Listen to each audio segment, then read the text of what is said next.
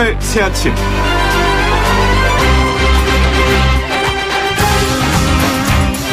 문재인 대통령이 임기 중반기를 맞아 2019 국민과의 대화 국민이 묻는다라는 제목으로 국민과 직접 소통에 나섭니다. 사전 각본 없이 100분 동안 즉석 문답식으로 대통령이 답하는 타운홀 미팅이라고 하죠. 각계각층을 대변하는 국민 패널 300인이 대통령에게 무차별적 질문을 하고 대통령은 국정 운영의 방향과 의지를 진솔하게 대답하는 소통의 향연이 펼쳐질 것으로 보입니다. 20대 국회가 왜 역대 최악의 국회라고 불리게 되었는지, 검찰개혁 문제와 조국 전 장관 이슈는 어떻게 해결되는 건지, 풀리지 않는 남북관계와 한일 갈등 등 굵직한 문제들도 중요하게 얘기되겠지만 부동산 문제, 청년 실업의 어려움, 주 52시간 근로 문제, 그리고 정규직 고용 약속의 이행 여부 등 결국은 가장 뼈아픈 경제 문제를 다루면서 힘든 시간이 될 수도 있습니다. 평화로운 촛불혁명으로 탄생한 문재인 정부에 2019년 대한민국 국민은 얼마나 만족하고 있을까요? 한 가지 확실한 것은 국민도 대통령도 모두 더 나은 대한민국을 위해서 이런 자리를 마련했을 거라는 겁니다. YTN 라디오 노영의 출발 새 아침, 더 나은 대한민국을 위해서 힘차게 출발해 보겠습니다.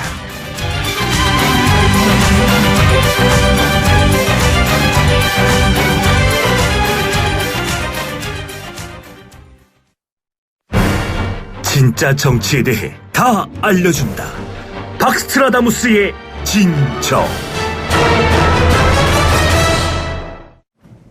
한치 앞을 알 수 없는 변화무쌍한 정치권의 내일을 시원하게 내다보는 사이다 정치구단 박스트라다무스 박지원 의원과 함께 정치 현안에 대한 얘기를 나누는 시간입니다.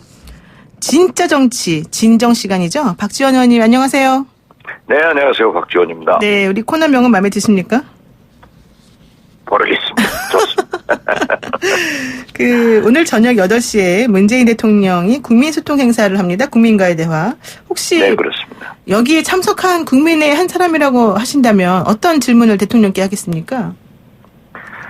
앞으로 남북 문제와 함께 민생, 청년 실업 문제를 어떻게 하실 건가 이렇게 묻고 싶습니다. 남북 문제나 민생, 청년 실업 문제에 대한 구체적인 방안에 대해서 국정 운영 방안에 대해서 묻고 싶다.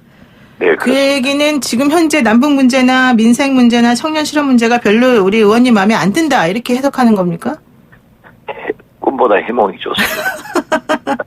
네. 그리고요, 대통령이 지금 이렇게 국민하고 특히 각본 없는 이런 타운홀 미팅이라고 하더라고요. 이런 걸 하는 것에 대해서 어떻게 생각하세요? 이런 노력, 소통.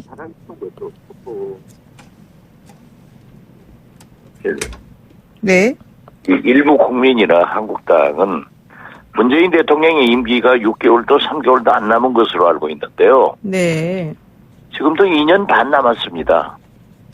그렇기 때문에 이렇게 국민과의 소통을 통해서 국민들이 무엇을 원하는가를 다시 한번 확인하고 과거 2년 반간 집권 시에 미비했던 민생 경제 문제나 청년 실업 그리고 지금 꼬여가면서도 실마리가 풀릴 수 있는 남북관계를 다잡아가는 것이 2년 반간 충분하다. 저는 그렇게 말씀드립니다. 그런데 사실은 그 문 대통령 지금 말씀하신 것처럼 임기가 2년 반이나 남았습니다. 아직 반밖에 안 왔는데 계속해서 마치가 있는 듯이 좀 얘기하는 분위기들이 있습니다. 레임덕이라는 얘기도 가끔 갖다가 나오고요. 이런 건 왜 이러는 겁니까?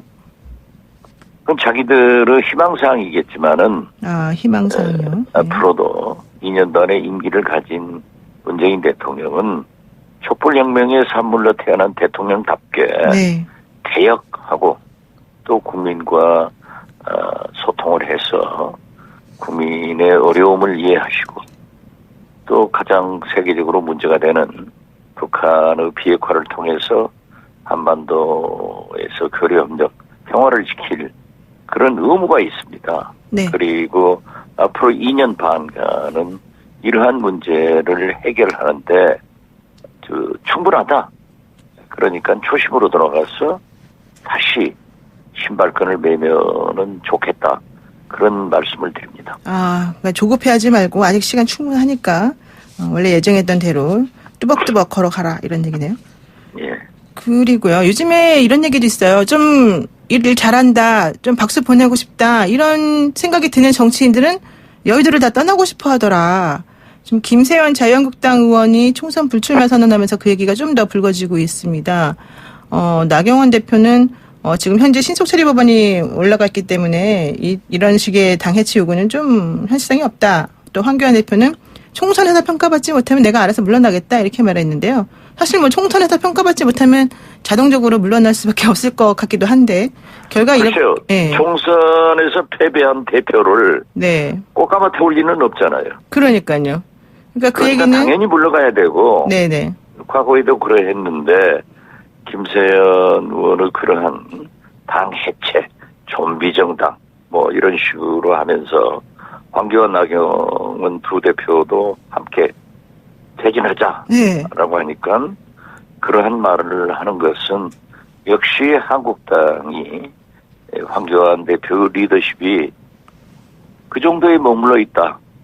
그렇기 때문에 문재인 대통령은 야당 복은 천복을 탔다 하는 얘기가 국민들 사이에서 나오는 겁니다. 네, 그렇군요. 아니 총선에 패배한 당대표가 꽃가마 탈 생각했나 봐요. 그때 물러가겠다 하는 네. 것이죠. 지금 그 김세현 의원이 얘기하는 게 사실 좀 지도부를 물러나라고 한 건지 아닌지 정확하지는 솔직히 않습니다. 저의 개인적인 그 해석상으로는요. 뭐 지도부 물러나고 당을 해체하자 할 정도면은 네. 참 그 김세현 의원이 매우 내강한 분인데 네. 굉장히 그 혹하고 아픈 한국당의 현실을 국민들한테 다시 확인해 줬더라고요. 네. 그러면은 그대로 견딜 수 있을까요? 못 견딜 거라고 지금 저는- 보시는 거예요? 저는 못 버틴다. 한국당 내에서도 저러한 소리가 나오면은 네. 거기에 동조하는 초재선 의원들도 있을 것이고 네. 또 언론이나 국민도 그러한 진정한 보수 세력도 박차를 가할 수밖에 없기 때문에 네. 이 민심이 허락하지 않으면은 정치인은 억울해도 떠나야 됩니다. 저는 그런 결과가 오리라 이렇게 봅니다. 근데 사실 한국당 내에서는 부글부글 끓는 분위기고 특히 뭐 왜 우물에 먹던 우물에 침 뱉느냐 이러면서 오히려 화를 내고 있는 분위기 아닙니까? 그럼 먹던 물에 침 뱉지 남은 물에 침 뱉어야 되나요? 네, 그렇군요. 자기 반성이 있어야 되는 거죠. 그런데 왜 그 좀비당이라고 스스로의 당을 그렇게 칭했을까요?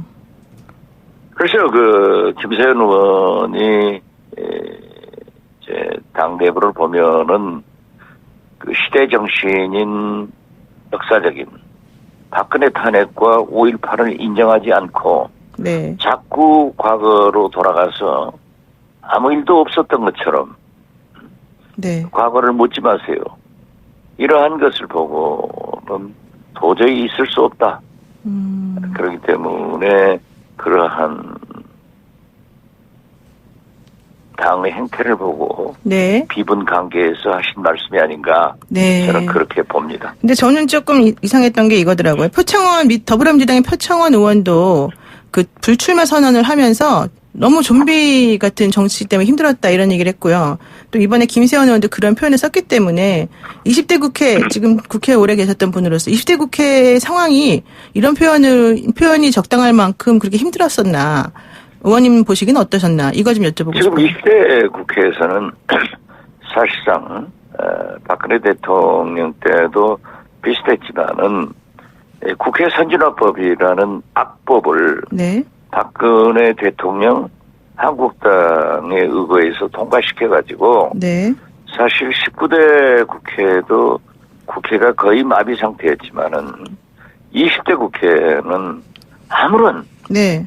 개혁 입법도 통과시키지 못하고 제대로 국회를 한 적이 없습니다. 그렇죠. 네. 이것은 한국당이 또 특히 황교안 대표가 새로 출범했을 때 국민들은 그의 경력을 보고 정치 경력이 없고 법무부 장관, 총리, 대통령 권한대행을 했기 때문에 상당히 새로운 정치를 할 것이다 라고 기대를 했지만 이분은 계속해서 문재인 대통령의 발목을 잡고 광화문으로 네. 대구로 부산으로 장외투쟁만 태극기 부대들하고 하고 다녔단 말이에요. 네.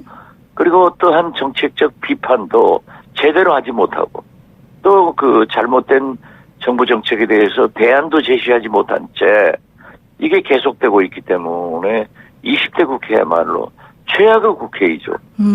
그래서 그러한 표창원 의원이나 김세현 의원 이런 비교적 젊고 혈기방자한 의원들 논에는 야 이건 좀비 국회다라고밖에 할 수 없었죠.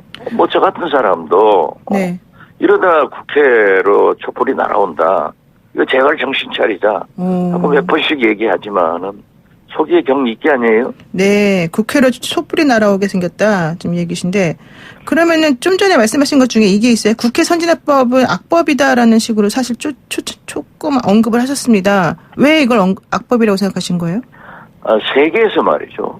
개헌 이외에 과반수 찬성으로 모든 의안이 통과되는 거지. 네. 우리나라처럼 물론 과반수도 있지만은 3분의 2 찬성을 요하는 국회가 없습니다. 그렇기 때문에 아무런 진전이 없잖아요. 진전이 없어서, 예. 네. 알겠습니다. 그런데 나 원내대표도 이 불출마에 관련해서 김세현 의원이 한 말에 대해서는 선을 딱 그어버렸어요. 그러면서 나 지금 패트 처리를 해야 된다. 패트가 사명이다. 이렇게 말을 하면서 결국은 김세현 의원의 말에 이제 별로 동조를 안 해주는 모양새가 됐는데요. 이런 식의 나 원내대표의 변에 대해서는 어떻게 생각하십니까? 나 원내대표는 계속 정치권에 남아서 정치하고 싶은 심정을 그렇게 그렇군요. 얘기했겠죠. 네. 그러면 앞으로 잘 될까요? 원하시는 대로? 그것은 모르죠. 잘 모를까요? 국민이 선택할 문제니까 네네. 사실 정치인의 거치는 본인이 결정하든지 네. 당에서 공천을 안 주든지 네. 또 그러더라도 무소속으로 출마하면은 국민이 최종적으로 결정하니까 네네. 아직은 뭐라고 얘기할 수 없지만은 그러나 그 황교안 한국당에서 공천 기획단 네. 구성을 한 걸 보면은 완전히 황교안 사단으로 구성을 하지 않습니까? 네. 상대적으로 민주당은 여성 20대 등 누가 보아더라도 개혁 공천을 하기 위한 공천 기획단을 구성했고 또 저희 바른미래당은 아직 구성도 못했고 네. 이것이 정치권의 차이이기 때문에 국민이 판단할 겁니다. 그렇군요. 그러고 김세현 의원이 얘기하는 거는 부산시장 나가려고 하는 거다. 또 내지는 당내에서 복당파로서 입지가 별로 좋지 않기 때문에 이렇게 행동하는 거다. 뭐 이런 얘기들이 있던데요. 저도 김세현 의원이 부산시장을 목표로 한 적이 있지 않습니까? 네. 그렇기 때문에 지금 이 상태로는 이 한국당으로는 이 황교안 나경원 리더십으로는 안 된다. 도저히 당이 되지도 못하고 네. 또 지방자치 부산시장을 나가더라도 어렵다. 그렇기 때문에 자기 몸을 던져서 네. 당을 혁신시키고 네. 진짜 본인이 말씀한 대로 당을 해체하고 그 두 지도자가 물러나서 새로운 한국당으로 나가자. 네. 그런 각오를 피력한 거기 때문에 네. 그분이 부산시장을 나가건 안 나가건 그것은 그때 가서 결정할 문제이지 네. 지금은 아니다. 저는 그렇게 봅니다. 네, 그렇습니다. 그러면은요, 이번에 더불어민주당의 임종석 전 청와대 비서실장의 불출마 선언을 한번 얘기해 보겠습니다. 이게 여당의 상당한 파장, 특히 86그룹으로 대변되는 우상호 의원이라든가 이인영 원내대표라든가 좀 불쾌한 표시를 하고 있는 것 같던데 어떻습니까? 글쎄요, 지금 말씀하신 임종석, 이인영, 우상호 모두가 다 참 중추적 역할을 하는 훌륭한 정치인들이기 때문에 그렇죠. 저는 그분들이 앞으로도 더 큰, 더 좋은 역할을 할 것으로 기대를 하고 또 그렇게 될 것입니다. 그러나 임종석 전 비서실장께서 거의 정기 은퇴를 선언하듯 과거처럼 통일운동에 매진하겠다 네. 하는 것도 높이 평가하지만은 그렇게 여러 가지를 갖춘 그런 임종석 실장을 네. 정치권에서 또 민주당에서 그대로 보내지는 않을 거예요. 그런데도 참고 처리를 해서라도 네. 다시 정치권에 불러내게 될 겁니다. 근데 이런 해석도 있더라고요. 임종석 실장이 왜 갑자기 전 실장이 그렇게 그런 얘기를 했느냐. 본인이 나가고 싶어 하는 종로구에 정세균 국회의장이 계시고 또 이낙연 총리도 나중에 그쪽으로 돌아올지도 모른다는 얘기가 나오니까 어른들하고 싸우지 못한다. 그래서 그냥 내가 모양새 빠지기 전에 조금 비켜서는 모습을 보이고 싶어 한 거다. 이게 정계 은퇴는 아니다. 뭐 이런 얘기도 하는 분들도 있더라고요. 어떻게 보세요? 그렇게 임종석 전 실장이 일반적으로 말하는 정치 플레이에 네, 그렇죠. 능하거나 그러한 일을 하시는 분은 아니에요. 정치 플레이를 하는 건 아닙니까? 예. 네, 저는 그렇게 보지 않고 이미 일부 민주당 그 핵심들에 의거하면은 네. 임종석 의원은 자기 선거구로 돌아가는 것이 좋다. 그 성동이죠. 예. 예. 거기가 중구하고 합쳐졌잖아요. 그렇죠. 그러니까 중구 성동갑 그쪽으로 가는 것이 좋다. 그런 얘기가 나왔기 때문에 네. 저는 꼭 그렇게 정치적 포석을 깔고 무엇을 던진 게 아니라 실제로 양정철, 백원우 네. 전 의원처럼 지금 현재 민주연구원장, 부원장 하시잖아요. 네. 이분들이 대통령 측근으로서 출마를 하지 않겠다. 불출마 선언을 하고 지금 총선에 매진하고 있는데 네. 그런 차원에서 오히려 청와대 출신들이 많이 출마한다. 70여 명 한다 하니까는 그런 차원에서 해석은 가능하겠지만은 저는 순수하게 과거 대학 또 전대협 의장으로서 통일운동을 한 그런 경력으로 봐서 본인의 의사를 존중하는 것이 좋다. 그렇지만은 정치권에서는 반드시 필요로 하기 때문에 네. 3구 처리를 해서라도 네. 다시 불러드릴 것이다. 그렇게 보시는 저는 거군요. 그렇게 봅니다. 네, 그리고 짧게 질문하겠습니다. 지소미아 종료 지금 얼마 안 남았는데요. 이거 합니까? 안 합니까? 어떻게 됐든 일본의 화이트리스트와 네. 패키지로 네. 딜을 해야 된다. 저는 그렇게 봅니다. 그거는 뭐 원론적인 얘기고요. 정경부 장관이 본래 잘하고 있대요, 이번에. 잘해요. 그러면은 의원님께서는 개인적으로는 종로에 대해서 뭐 유지 입장이십니까? 아니면은 그냥 종료해야 된다 이런 입장이십니까? 개인적으로. 아니, 그러니까 네. 화이트리스트를 같이 해제하고 네. 함께 하자 이거죠. 상대방이 안 해주잖아요. 상대방 안 하면 우리도 할 필요 우리도 안 하는 걸로. 알겠습니다. 네. 마지막 질문 드리겠습니다. 트럼프 대통령은 김정은 위원장한테 뭐 트위터로 빨리 행동하자. 뭐 CEO 순 이렇게 보냈다는데요, 메시지를. 이달 네, 예정된 북한이 또 여기에 연합 대한 공정훈련. 네. 여기에 대한 답변으로 김계관 북한 외무성 고문에 담아는 네. 적대시 정책을 철회해라. 그렇죠. 그리고 뭔가 진행되는 척 네. 냄새를 펴지 말라. 네, 그렇죠. 하고 다시 한 방 날렸습니다. 네. 이것은 곧 만난다 네. 하는 것으로 미국에 조금 더 성의 있는 태도를 촉구하는 것으로 보기 때문에 네. 저는 빠른 시일 내에 최소한 김정은 위원장도 얘기했잖아요. 네. 12월까지는 만나게 될 겁니다. 그리고 실무회담과 3차 정상 북미 네. 정상회담이 가능하다. 저는 그렇게 봅니다. 역시 긍정적으로 보시는군요. 우리. 예, 그러나 그 사이 네. 북한은 또 한 번 정도의 미사일 발사는 있을 수도 있다. 한 번 정도 목리는 부릴 수 있다. 예. 자, 제가 마무리 질문합니다. 방위비 관련해서 어제 여야 3당, 그러니까 미국의 그 국방 방위비 분담금 관련해서 여야 3당이 원래는 결의안을 채택하기로 했다가 한국당에서 지소미아 문제도 언급해야 된다 뭐 이런 식으로 얘기 나오면서 결국 무산이 됐습니다. 이거 어떻게 보십니까? 한국당은 미국당 같아요. 한국당, 미국당 같아요? 왜요? 지금 방위비가 우리가 1조 내외를 하다가 5조 6조 내라고 하는 것은 너무 지나치죠. 그렇죠. 진짜 부자 미국이 네. 우리나라에게 요구하는 것은 좀 지나치다. 그래도 한국당도 그거 지나치다고 하지 않습니까? 한국당도 그거 하지 말자고 하는 건 똑같은데요. 그 좀 진심으로 던져야지. 진심이 아니다. 이상하게 하면 안 되죠. 진심으로 덤벼야지 이상하게 만든다. 오늘 말씀 여기까지 듣겠습니다. 고맙습니다. 네, 감사합니다. 네, 지금까지 대한신당의 박지원 의원이었습니다. 친절한 시사, 시원한 통찰, 노영희의 출발 새 아침, 슬기로운 인터뷰.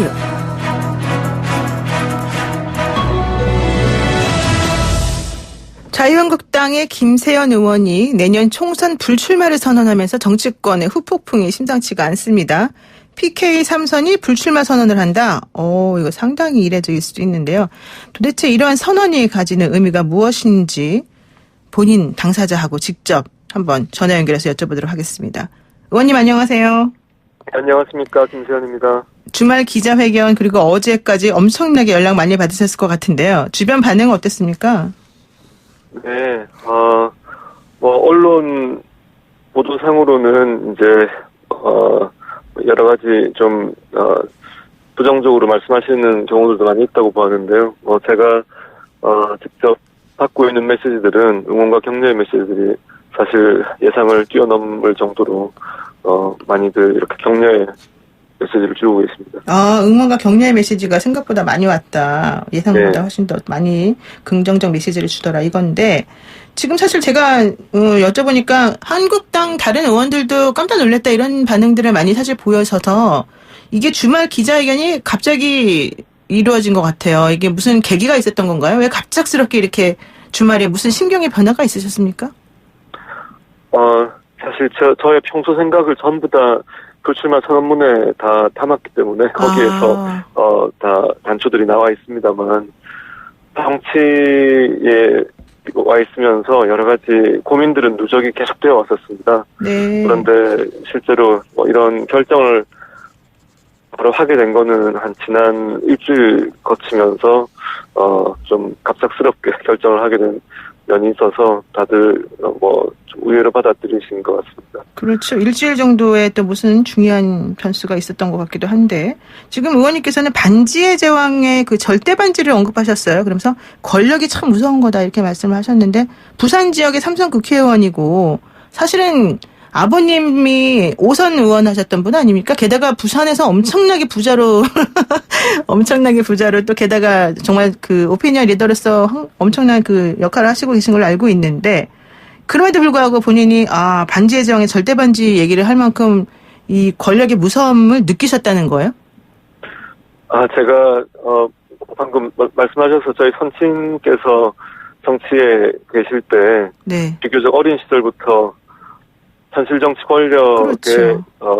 그 변화에 대해서 좀 관찰할 기회들이 많이 있었습니다. 그래서 어릴 때 집에 항상 제일 가까이 오시던 분들이 한 번은 저희 선생님께서는 낙선하시고 지구당 위원장을 갑자기 경질당한 적이 있습니다. 네네. 그러니까 그분들이 갑자기 안 오는데 어디 다른 데로 가셨다는 겁니다. 그래서 이제 그런 경험들을 예전부터 하면서 보았기 때문에 나름 이런 권력의 이 유무에 무상함? 따라서 네, 무상함이라기보다는 그 본인과 또 다른 사람을 대할 때의 태도가 달라지는 것을 좀 유심히 관찰할 기회들이 있어서 나름 저는 면역력을 가지고 할 생활을 해왔다고 말씀드릴 수 있겠습니다. 그러니까 그렇게 면역력 가지셨을 텐데 이 요즘에 이런 상황을 못 견디겠다 난 도저히 이렇게 지금 느끼신 거잖아요. 내가 아무리 면역이 강해도 이건 너무 힘들다 이렇게 느끼신 거 아니에요? 그거는 사실 관찰의 결과고 이제 그래서 저의 행동에 이제 그런 예방 접종을 제가 스스로 해놓은 거라고 생각을 하고요. 그 자체가 이번 결정에 직접적인 영향이 됐던 건 아닙니다. 그렇죠. 사실 이런 얘기하는 사람들이 있습니다. 그 선친 얘기 아까 잠깐 하셨지만 그 선친이었던 김재진 의원도 그러셨고 김세연 의원도 그러시고 사실은 상당히 유하시고 또 합리적인 분이어서 보수가 지향해야 될 바에 대해서 어느 정도 선을 그어주고 방향을 잘 잡아주는 그런 정말 참된 정치인이다 이런 얘기 하시는 분들이 많았는데 그럼에도 불구하고 그런 분들이 지금 이 한국당에서 못 견디고 우리 당 해체해야 된다. 당이 준비스럽다. 이렇게까지 말할 정도로 지금 문제가 심각하다. 이렇게 봐야 된다. 이게 정말 더 중요한 메시지다. 이렇게 보는 얘기들이 있더라고요. 어떻습니까? 네, 제 생각이 그렇기 때문에 이 정도 내용을 담아서 선언을 했던 것이고요. 헌법에 때 명령이 국회의원은 국가 이익을 우선하여 양심에 따라 그 직무를 행하도록 하고 있습니다. 그래서 당의 존속이 네. 더 중요하다면 그러니까 당을 더 우선시한다면 굳이 이렇게까지 하지 않았겠지만 정말 나라를 위해서는 이런 일이 필요하다고 판단을 했고요. 제 양심에 따라서 한 것이기 때문에 저는 지금 그냥 제 양심이 시키는 대로 했습니다. 양심이 시키는 대로 하다 보니까 이렇게 됐다. 이런 얘기신데요. 사실 어제 제가 인터뷰 하시는 거를 들었어요. 저녁 8시쯤 넘어서 저희 YTN에 인터뷰 하시는 걸 들었는데 그 인터뷰에서 뭐라고 했냐면 그 당 지도부 그러니까 황교안 당대표와 나경원 원내대표의 사퇴를 촉구했느냐 뭐 이런 얘기와 관련해서 약간 좀 나의 진위가 왜곡돼서 발표된 것 같다. 이런 말씀 하시기도 했는데 정확한 진위는 뭐였습니까, 그러면? 네. 제가 제안을 했던 것은 20대 국회 모든 저희 당 의원들이 함께 불출마를 해서 역사적 책임을 지자 이런 말씀을 드린 거고요. 네. 그 일을 하는 데서 지도부에 계신 두 분 대표님이 앞장을 서주시면 좋겠다. 불출마에 앞장 서주시면 좋겠다는 게 저의 제안이었고요. 제가 현재 지도부 당직에서 물러나시라고 요구했던 것은 아닙니다. 그 부분은 팩트 차원에서 다시 한번 말씀을 드리고요. 네. 그리고 제가 불출마를 제안을 했던 것이 이것은 각자가 자기의 정치 생명에 대한 판단을 하는 것이기 때문에 네. 어느 누구도 이 부분을 강요하거나 압박할 수도 없고 해서도 안 된다고 생각을 합니다. 그래서 이 부분은 단지 저의 거취를 먼저 밝히고 제가 문제 제기를 좀 강한 수위로 한 것이고요. 판단은 각자가 하실 일입니다. 그래서 제가 누가 사퇴를 왜 안 하시느냐 네. 또는 이런 얘기를 요구한 적도 없고 불출마를 하시라 이렇게 제가 더 이상의 그 강요나 압박으로 비칠 부분은 저는 말씀드릴 것이 없고요. 각자가 판단하시기를 저는 기대를 하고 기다릴 뿐입니다. 근데 사실 좀 저 같은 사람이 저는 잘 문외한입니다만 제가 저 같은 사람이 얼핏 해석하기에는 당 지도부에 대한 그런 강력한 요구가 있는 것으로도 사실 해석이 됐는데 그게 아니라고 얘기하는 것이 정말 그게 아니어서일 수도 있고 아니면 좀 반응이 너무 쌀벌하게 돌아와서 그런 걸 수도 있고 그러지 않을까 생각되는데 그건 아닙니까? 반응이 살벌한 거는 전혀 개의치 않습니다. 그럼 개의치 않는다. 그 반응은 상당히 마음들이 상하실 수밖에 없고 네. 격앙된 반응은 예상을 못했던 것이 아니고요. 다만 각자의 정치 생명을 또 정치적인 중요한 결단을 하는 것을 강요 압박에 의해서 하는 거는 저는 전혀 바람직하지 않다고 생각하고 다만 이런 건 있습니다. 이제 저의 문제 제기에 대해서 저희 당원들과 또 국민들께서 얼마나 공감하고 호응해 주시냐에 따라서 또 그런 판단에 영향이 갈 수도 있겠죠. 근데 그거는 제가 더 이상 관여할 수 없는 부분이고 이 부분은 각자가 판단하실 몫이라고 생각합니다. 그러니까 화두는 던져놨으니까 이제 알아서 이것이 어떻게 잘 풀려나가는지는 봐야 되겠다 이런 얘기입니다. 네. 기자회견 하시면서요. 사람들이 우리를 조롱하는 걸 모르거나 의아하게 생각합니다. 이렇게 밝히셨습니다. 이 내용을 사실은 상당히 의미가 있을 것 같은데요. 우리를 조롱하는 걸 모르거나 의아하게 생각한다. 이건 무슨 말입니까, 정확하게? 제가 만 12년째 당에 있습니다만 한나라당과 새누리당 초기만 해도 네. 외부에서 아주 비판적인 이런 여론이 일어날 때는 어떤 감각 기능이랄까 이런 것들이 작동을 잘 했습니다. 그래서 네. 이런 민심이 그대로 여과되지 않고 당 지도부나 그 당시는 여당이었으니까 청와대로까지 이어졌습니다만은 새누리당 초기를 지나면서는 그런 부분들이 급속도로 좀 마비된달까 더 이상 그런 어떤 살아있는 느낌이 점점 덜 들기 시작했는데 탄핵 사태 이후에 특히 트라우마 현상을 겪어서 그런지 네. 좀 이런 외부 민심과 즉 아주 열렬히 그 보수 정당에 대한 변화없는 지지를 보내주시는 국민들 목소리는 잘 들어오는데 네. 그 경계를 조금 벗어나서 좀 중도 쪽에 가까이 계시는 중도 보수부터 중도 쪽 이야기는 거의 그 다음부터 차단되는 그런 분위기로 바뀌었다고 생각이 되어서 거기에 대한 문제 제기를 할 것입니다. 그러니까 중도적이고 조금 보수적이고 합리적이고 이런 분들의 의견은 점점 목소리가 나가지를 못하더라 이런 걸 경험하셨다. 그러니까 네. 네.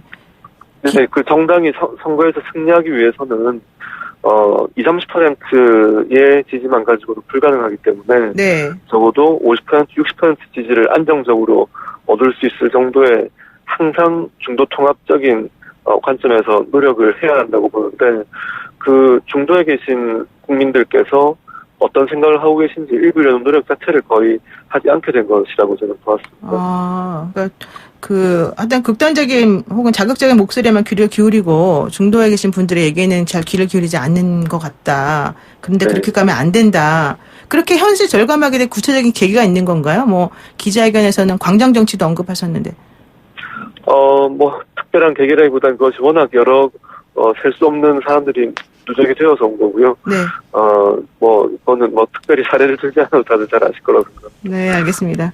자, 그리고요, 이른바 소장파 의미가 강해서 그런 걸 수도 있습니다만, 여의도 연구원장으로 사실 활동하시는 동안에, 한국당이 조금 쇄신하는데 큰 기여를 할 거다, 이렇게 기대를 하는 분들이 많았는데, 생각보다는 조금, 약했다? 이런 얘기를 하시는 분들이 많단 말이에요. 이건 어떻게 생각하세요?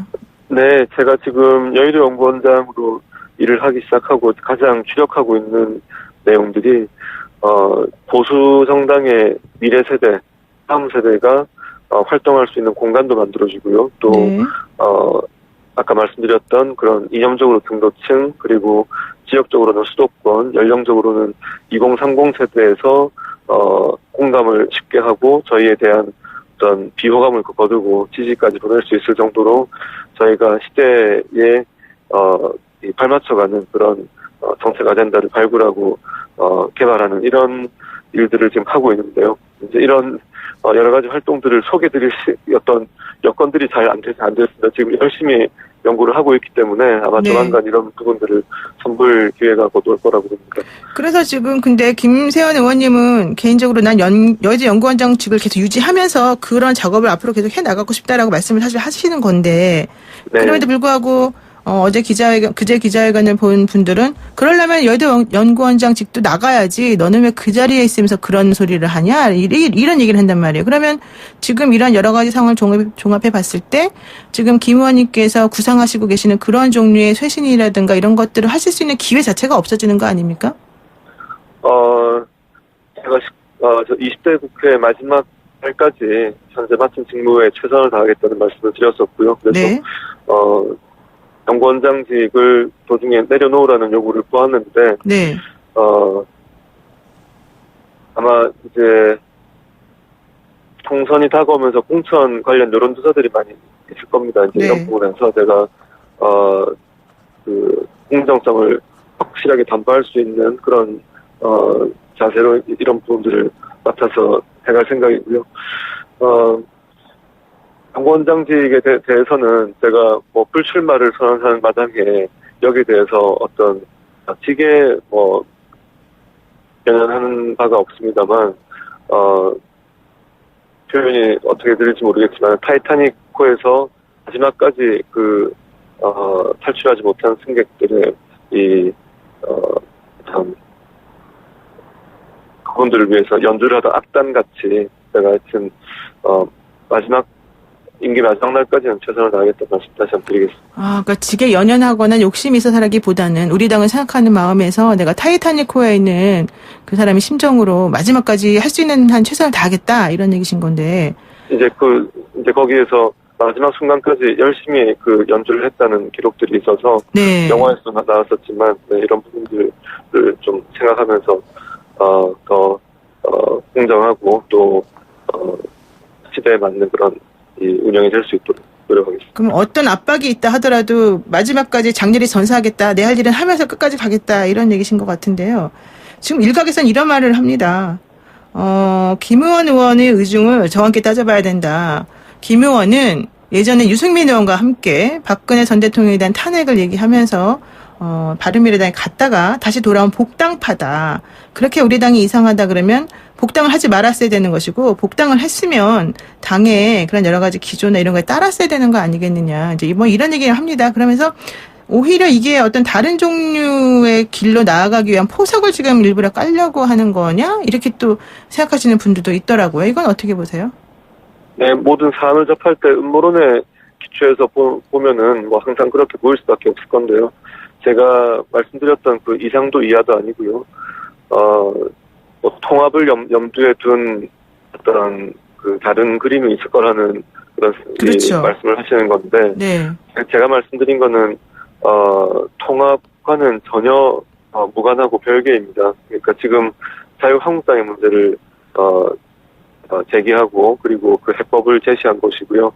저는 통합은 지금처럼 하면은 이루어지기 어려울 거라고 생각합니다. 그래서 그런 전제 자체가 좀 맞지가 않아서 그런 말씀은 좀 저의 어떤 주장을 진정성을 너무 평화시키는 거다. 네, 폄하하려는 그런 의도가 있는 것이 아닌가 생각이 듭니다. 그러니까 그렇다면 통합에 대한 것이 아니고 만약에 완전히 새로운 보수신당이 나오고 그렇다면 거기서 또 새로운 역할을 맡으실 생각은 있으신 거예요? 지금 그 김 의원의 말이 사실은 정계 은퇴나 이런 건 아니잖아요. 제가 선언문에 썼듯이 이제 현재 정치권에 있는 분들은 새롭게 만약에 이제 공백 상태가 생긴다면 진공 상태가 되면 새로운 정당이 나와야 될 것인데 거기에 운영에 관여해서는 안 된다는 취지를 분명하게 못 박아서 말씀드린 바 있습니다. 그러니까 저를 포함하는 겁니다. 네. 그러니까 신당이 생긴다고 한다면 혹은 그러면은 거기를 갈 것이냐 안 갈 것이냐 아니면 신당이 생겨도 나는 안 갈 것이다. 지금 이 두 번째 제가 말한 두 번째 얘기를 하시는 거예요? 제가 말씀드렸던 바는 현재 정치권에서 활동하고 있는 사람들은 거기에 역할을 하지 않는 것이 맞다고 말씀드린 거고요. 그 대상에는 저도 포함되는 겁니다. 현재 지금 이렇게 하고 있던 사람들은 모두 책임을 지고 물러나고 새롭게 판을 깔아주는 게 맞다. 네, 그래서 그 정당을 주도하는 역할에 지금 있는 사람들은 나서지 말자는 취지로 말씀드린 겁니다. 그러면은 이제 마지막으로 지금 현재 대한민국의 정치 현황, 특히 여당하고 야당이 이렇게까지 대립이 심화된 상황, 또 20대 국회가 정말 완벽하게 최악의 국회다 하는 얘기, 이거에 대해서는 우리가 앞으로 어떻게 돼야 될까? 여당 포함해서요. 여당에 대해서도 특히 쓴마디?